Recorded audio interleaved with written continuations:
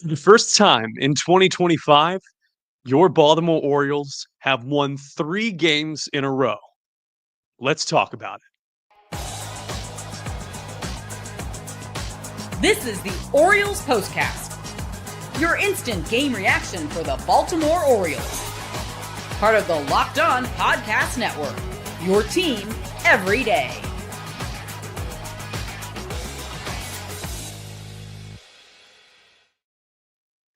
it. Good evening, everyone, and welcome to the Baltimore Orioles postcast right here on the Locked On Podcast Network. As always, my name is Luke Slaybaugh, and I'm going to walk you through this 5-2 Baltimore Orioles win over the St. Louis Cardinals on Memorial Day. We'll take a second right now and recognize and remember the soldiers and military members who have fallen in the line of duty, paying the ultimate sacrifice for our great country. These United States were formed and influenced by some of the great leaders of our time, some of the great people who put their lives on the line in order to defend, protect, and serve us civilian Americans. If you are a former military member and you have known someone who has passed away in the line of duty, I want to say thank you for serving, and it's an honor to know you. So thank you, everyone, for tuning in here on this Memorial Day evening. Would like to recognize with solemnity Memorial Day and now get into the action, which is, of course, the 3-game win streak for the Baltimore Orioles. It's a pleasure to have you here, and we're talking about the O's. Are they back? This is what you'll be talking about. I don't know. Probably not.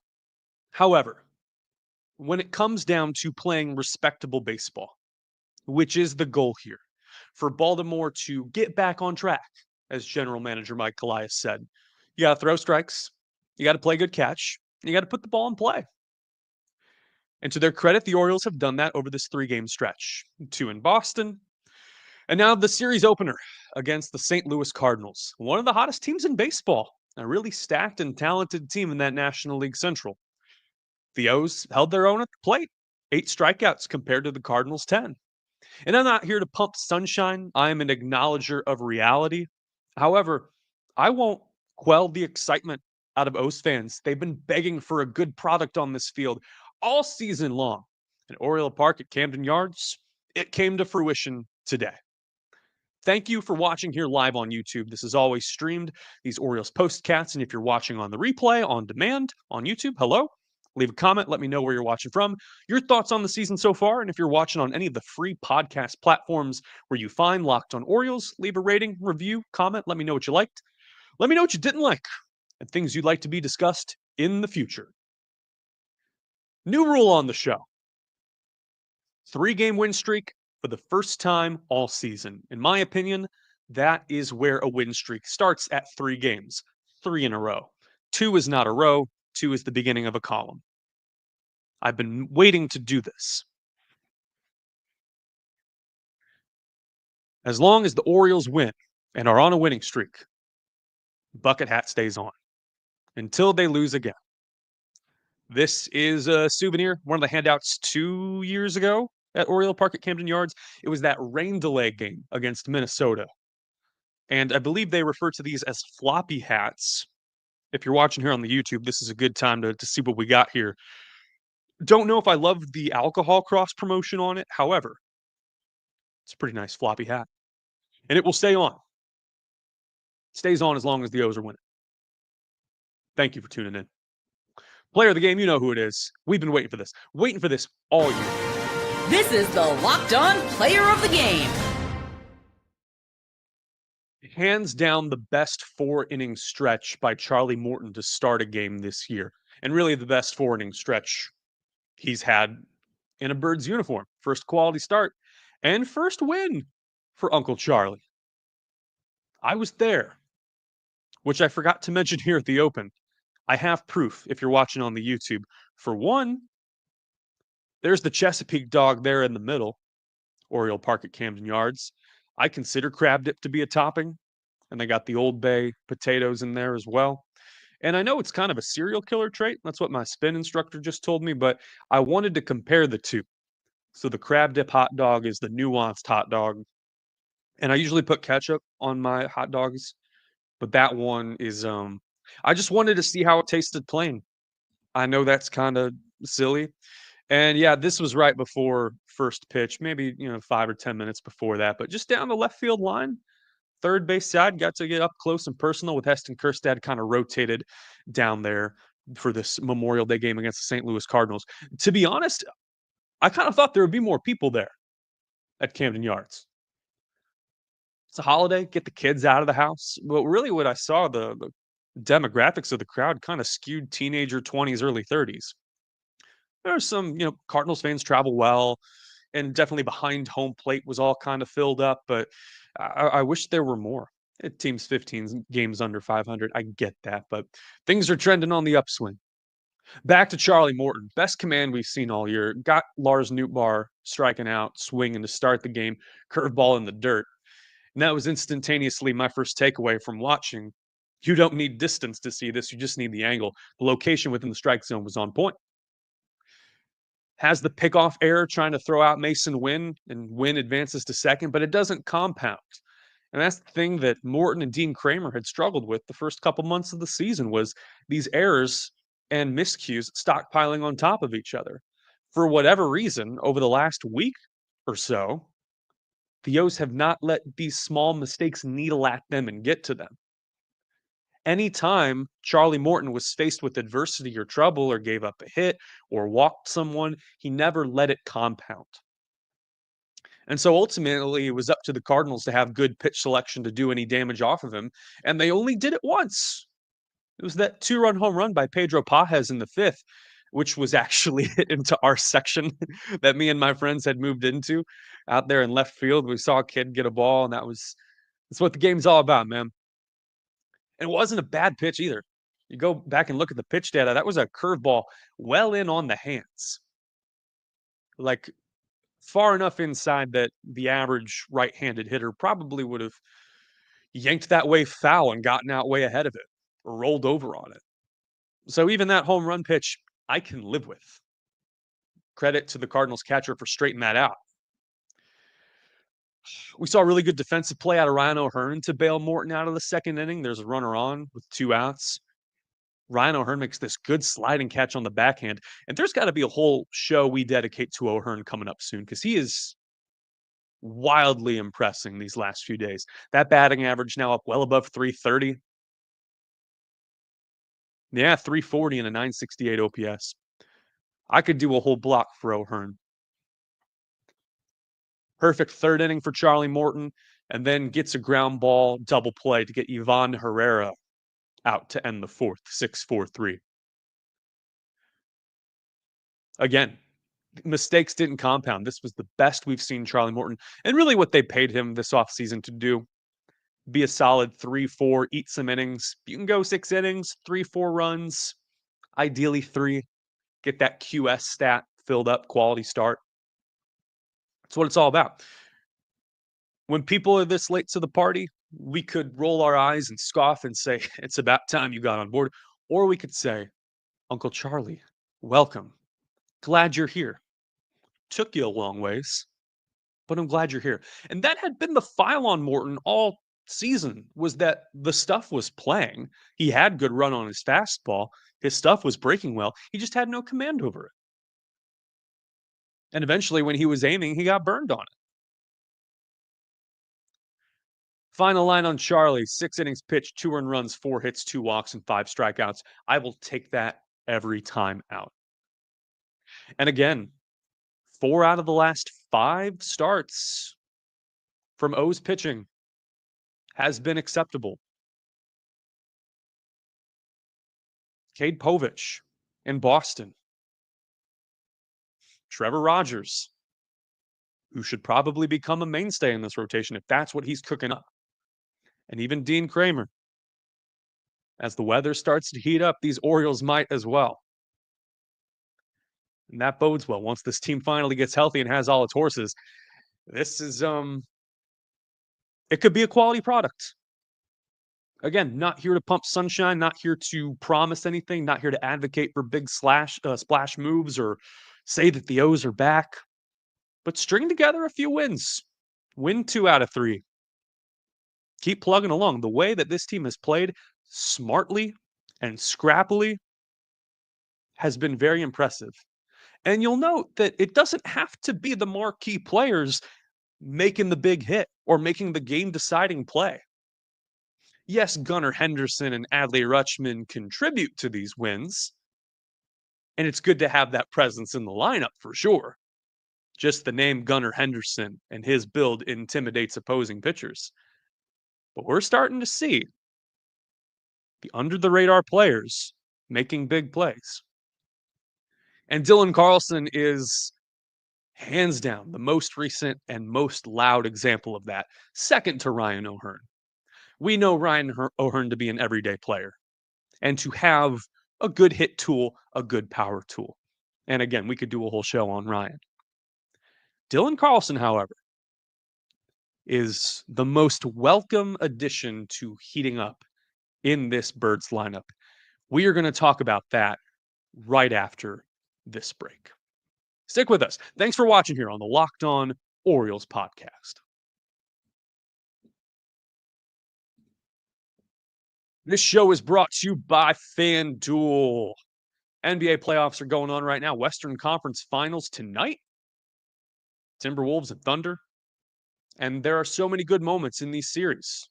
Game-winning shots, breakout players. Kevin Harlan on the call. FanDuel says there's never a better time to get in on the action. You can stay in the game easily with FanDuel before tip-off and live. We're talking player props, performance trends, and same-game parlays. You have more ways than ever to play smart and win big. And of course, SGA, the MVP, always a good bet for 30 plus points. I don't know what happened the other night when the T-Wolves blew them out by 40, but that's just the way it goes sometimes in this league. If you're new to FanDuel, it's the perfect time to sign up. Head to FanDuel.com, place your first $5 bet. If it wins, you'll get $200 in bonus bets. Make every moment more with FanDuel, official sports betting partner of the NBA. Heck yeah. Go FanDuel.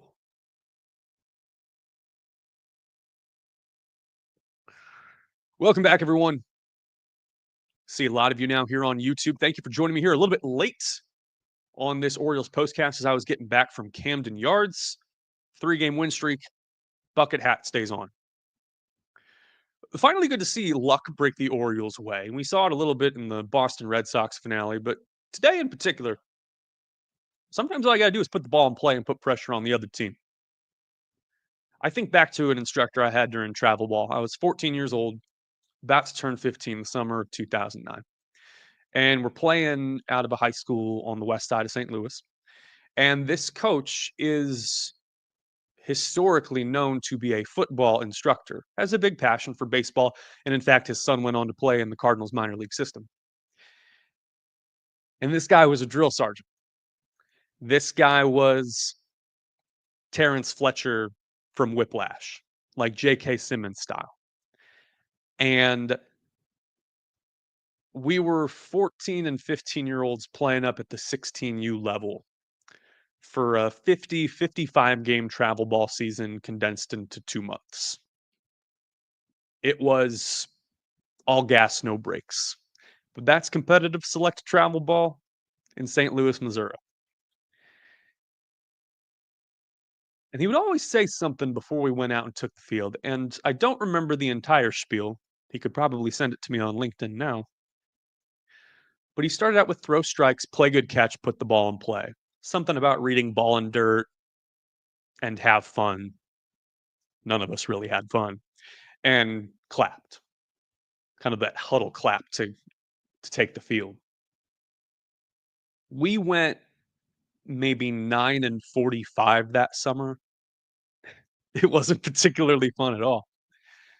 And of course, someone like me just lugging a bat, kind of scrawny 14, 15-year-old kid, every strikeout, every pop-up, get more athletic, get faster. Now, there is a happy ending to this, as this gentleman went on and became very supportive in a lot of our career paths and still follows and still keeps up. Still gets some DMs from that coach.